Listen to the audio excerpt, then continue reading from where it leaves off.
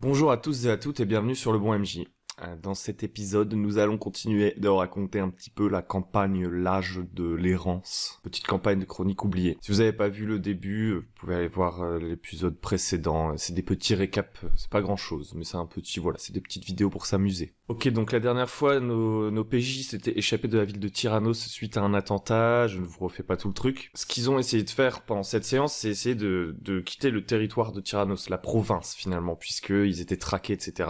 Au même titre que tous les criminels de la région. À savoir que leur destination, c'est Tabaris, ou plutôt les Terres de Feu. Donc c'est une région qui se trouve au sud de Tyrannos, puisqu'ils sont un peu menés par Targus, donc un gladiateur qui est leur ami. Et donc, logiquement, le chemin le plus court, c'était de longer la côte pour se rendre dans les Terres de Feu, tout simplement. Malheureusement, toute la garde de la région a été prévenue, etc. Et donc, la frontière est surveillée. Ils ne veulent pas laisser partir des criminels et des réfugiés politiques. Et donc, nos PJ ne peuvent pas passer par les terres. Ils vont devoir traverser la montagne, les montagnes de feu. Donc ils ont avec eux une guide qui s'appelle Terline Bonsang. C'est une guide naine qui connaît un passage sous la montagne. Donc là, très sincèrement, je revendique mes inspirations de la Moria, passer par un royaume nain sous la montagne pour esquiver les gardes. Donc c'était encore un scénario très très simple, on est encore au tout début de la campagne. Donc en gros, ce qui s'est passé, c'est que déjà il y avait un de mes joueurs qui n'avait pas joué la première fois qui est arrivé. Donc il s'est ajouté au groupe, donc il joue un Félix Bard. Donc un Félix, c'est un homme-chat. Et un barde, c'est un barde. Et du coup, il s'est ajouté au groupe. Donc la première scène qu'on a fait jouer, c'était un peu le feu de camp, un petit feu de camp où ils discutaient tous.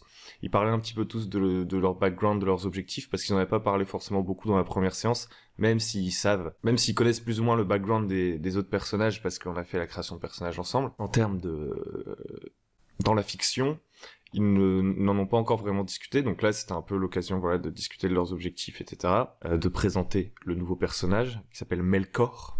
Et finalement il y a Terline Bonsang, donc la naine, qui leur a fait « Mes amis, je vais vous amener dans la montagne, on va trouver un petit passage !» Et donc ils sont partis. Donc forcément elle a un accent du sud, un peu portugais, on sait pas trop. C'est une naine. Et donc du coup, ils sont passés sous la montagne. Et en gros, ce que Terline leur a expliqué, c'est que la montagne, avant, toute la montagne, globalement, c'était le royaume de nains, du clan Tortarak, je crois, un truc comme ça. En gros, ce royaume, c'est un royaume antique, c'est-à-dire que ça fait plusieurs centaines d'années qu'il est dans ces montagnes, mais il s'est affaibli au fil du temps, et les nains ont abandonné des parties de leur forteresse au fur et à mesure, parce qu'ils étaient de moins en moins nombreux. Il y a beaucoup de nains qui ont quitté le mode de vie traditionnel des nains, qui est de rester entre eux et de s'en foutre des autres. Et donc du coup, petit à petit, ils ont perdu du terrain, et maintenant ils sont regroupés dans quelques forteresses, et ils ont laissé la plupart des forteresses du royaume à l'abandon, parce qu'ils sont tout simplement plus assez nombreux. Bref, donc eux ils sont passés sous la montagne, donc là c'était un donjon relativement linéaire. Donc on peut pas vraiment parler d'un donjon, en vrai c'était plus une succession de scènes. C'était donjonesque dans l'ambiance, dans le setup, mais c'était pas le gameplay d'exploration de donjon, quoi. C'était un enchaînement de 2 combats, pareil, ça durait 2-3 heures la séance, c'était très très simple. Donc le premier combat qu'ils ont rencontré, c'était dans une sorte de caverne, de lac souterrain. Ils pouvaient arriver par 2 endroits différents dans cet endroit, soit par une petite plage au niveau de l'eau finalement, soit par une petite corniche où ils allaient du coup arriver à un niveau qui surplombe le lac. Comme les joueurs n'avaient pas beaucoup de lumière, etc., ils peuvent pas vraiment voir très très loin. Donc ce qu'ils ont d'abord fait, c'est que il y a Hyperios, donc le robot, qui a marché au fond du lac, parce que Hyperios ne peut pas nager, il est trop lourd, donc il marche au fond de l'eau. Il a marché au fond de l'eau pour aller voir jusqu'à l'autre côté, donc il a marché.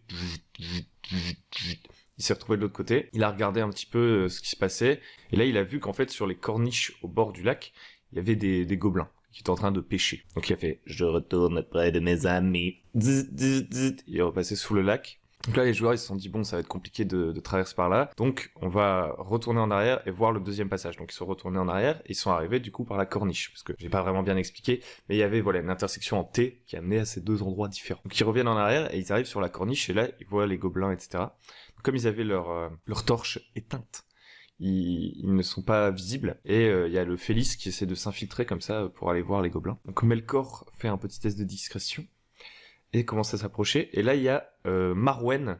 Donc Marwen, c'est la paladine de 12 ans.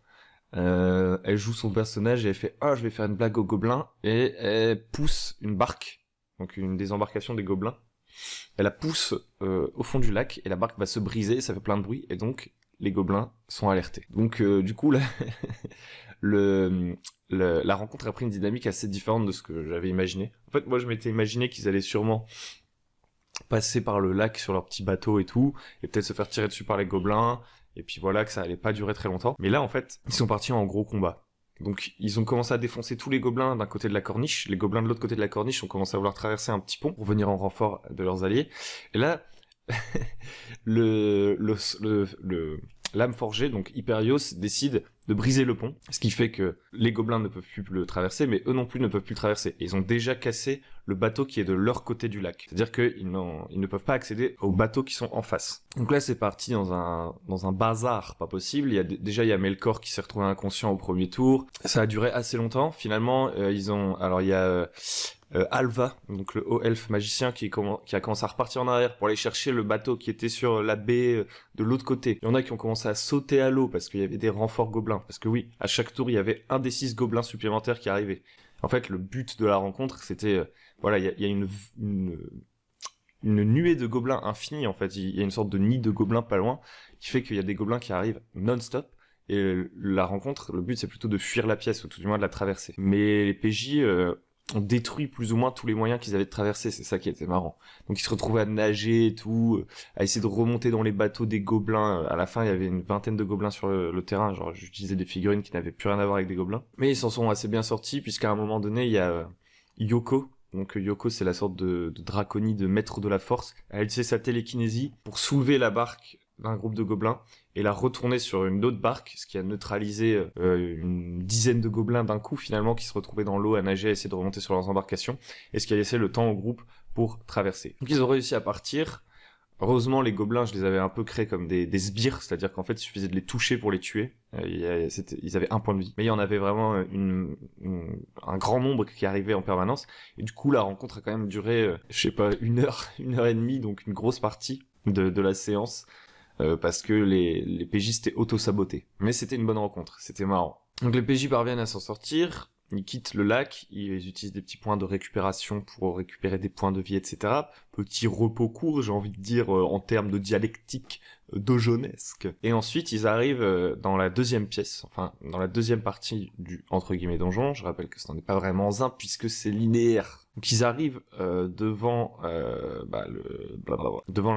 la deuxième partie du donjon, qui est en fait un avant-poste d'orques. Alors je vais pas pouvoir vous donner beaucoup d'informations sur cet avant-poste d'orques, tout simplement parce que mes PJ ont raté la plupart des informations et ces vidéos ne doivent pas les spoiler. Donc en gros, ils sont arrivés, les orques, ils ont entendu des orques en train de discuter qui disaient « Oh bah pourquoi c'est toujours nous qui devons surveiller cet endroit ?»« Tais-toi, c'est notre travail, si tu veux te plaindre, tu vas voir le chef. » Donc ils entendent les voix de deux gardes orques assez stupides en train de discuter. Donc ils envoient le Félix discrètement pour voir de plus près. Et il rate son jet de discrétion. Il utilise tous ses points de chance pour pour relancer et il rate tous ses jets de dés. Genre, pire chance, enfin pire jet de dés, nul. Et donc du coup il se fait repérer, donc les orques font « Oh bah qu'est-ce que c'est un gros chat !» Du coup, il commence à discuter avec les orques. En fait, il y a Hyperios qui les intimide, le gros robot barbare. Il les intimide, du coup les orques ne les attaquent pas, ils décident d'aller chercher leur chef pour savoir ce qu'ils doivent faire, etc. Ils ont quand même, en discutant un peu avec les orques, eu quelques bribes d'informations. Ils ont compris que ces orques là qui surveillaient ce petit avant-poste s'appelaient les crânes fêlés, et que ils obéissaient à une plus grande instance, ils obéissaient à Hector, le chef des chefs, donc le chef de plusieurs clans orques, et eux c'est un des clans orques. Ils devaient garder cet endroit, mais c'est tout ce qu'ils ont appris. Donc du coup les deux gardes de l'avant-poste ils vont chercher leurs potes, et les PJ se retrouvent face à une quinzaine d'orques comme ça, un peu les bras croisés en mode « Qu'est-ce qu'on va faire d'eux ?» Et du coup, ils ont essayé de feinter un petit peu, ils ont dit... Il y a Hyperios qui a dit « Ok, je vais faire un bras de fer avec votre chef. Moi, je suis le plus faible dans mon groupe. Les autres, c'est des tueurs derrière moi. Moi, je suis le plus faible. Je vais faire un bras de fer avec votre chef. Si je gagne, on traverse. Si je perds, on vous paye. » Parce que le boss des orques, il est arrivé, il a fait « Si vous voulez passer, il faudra nous donner 1000 pièces d'or. » Et les PJ n'avaient absolument pas 1000 pièces d'or. Donc ils ont fait leur petit bras de fer. Hyperios a gagné parce qu'il a une capacité de barbare qui fait qu'il peut avoir plus 10 en force pour... ça s'appelle tour de force, un truc comme ça. Donc genre il a défoncé le chef. Ils sont passés. Donc je leur ai dit, vous voyez un coffre avec des trésors, mais vous passez. Je leur ai dit, vous voyez la chambre du chef où il y a l'air d'avoir des trucs intéressants, mais ils passent. Donc en fait là où j'avais plus imaginé le truc en mode ils vont s'infiltrer, éliminer les gardes un par un, pas devoir combattre tous les orques en même temps, c'est pas du tout ça ce qui s'est passé en fait. Finalement ils ont fait un truc différent. Du coup ils ont traversé tout l'avant-poste sans encombre. Du coup ils ont aussi récupéré aucun des loots de l'avant-poste. Quand ils ont fait passer un pas en dehors de l'avant-poste, là, le chef des orques, donc le boss, il a fait Je vous avais dit, vous êtes en sécurité jusqu'à la sortie. Maintenant, vous êtes dehors, vous êtes morts. il a rusé. Les orques, en fait, sont pas si stupides que ça. Et donc, du coup, dès qu'ils sont sortis de l'avant-poste, enfin, qu'ils ont mis le pied en dehors de sa zone que lui a surveillée, il a sonné une alerte et il y a des orques qui sont arrivés d'autres pièces adjacentes. Du coup, le combat consistait en gros pour les PJ à passer sur un petit pont en bois au-dessus d'un gouffre pour s'échapper, briser le pont en bois pour empêcher les orques de les suivre et finalement quitter les souterrains. Et le combat finalement il a été compliqué parce qu'il y a eu quand même, je crois, 2 PJ qui sont tombés inconscients. Ah non, il y en a une, elle devait tomber inconsciente, c'était Marwen, mais grâce à une de ses capacités de paladin, elle pouvait continuer à combattre. Mais ils étaient vraiment très très mal, donc ils ont dû commencer à se replier. Et Terline, Bonsang et Targus sont tous les deux morts. En gros, les PJ se sont plus ou moins servis des PNJ pour tanker un petit peu. Et donc, Targus, leur ami et guide, s'est sacrifié pour eux. Il a retenu, en fait, à un moment donné, il a fermé une porte, et il a dit, je les retiens, il a fermé une porte, et il s'est battu contre tous les orques en même temps. Donc eux, ils étaient de l'autre côté de la porte, ils voyaient juste des gros coups sur la porte, et des cris. Ils ne savaient pas ce qui se passait, mais ils savaient que, finalement, leur ami s'était sacrifié pour eux. Et donc, finalement, ils s'en sont sortis, mais vraiment de justesse. J'ai cru qu'ils allaient mourir au scénario 2. Ils ont quitté les souterrains, et ils sont arrivés dans les terres de feu. Et c'est à peu près là que s'est terminée la séance. Et là, je leur ai demandé... qu'est-ce que vous voulez faire la prochaine fois? Déjà, où est-ce que vous voulez aller dans l'immédiat? Parce on va faire le truc de l'ellipse. Je leur dis, qu'est-ce que vous voulez faire dans l'immédiat? Donc ils m'ont dit, on va aller à Tarlan. C'est le village originaire de Targus. Parce qu'il leur avait promis de les emmener là-bas où ils pourraient vivre en paix et tout. Donc ils vont aller là-bas et comme ça ils vont pouvoir faire un peu le deuil de leur ami, raconter au village ce qui s'est passé. Quelques mois vont se passer où je vais ajouter des nouveaux PNJ qui vont s'ajouter aux relations du groupe finalement. Ensuite, je leur ai demandé à plus long terme quel est votre objectif et globalement le consensus était un peu qu'ils allaient se rendre à Tabaris, retrouver les réfugiés politiques de Tyrannos, voire épisode précédent, pour se mettre avec eux, s'allier à eux, les aider à affronter Tyrannos, un peu leurs ennemis, et aussi au passage profiter d'aller à Tabaris, qui est une beaucoup plus grande ville avec un peu des guildes, des bibliothèques, des machins et tout, pour chercher des informations.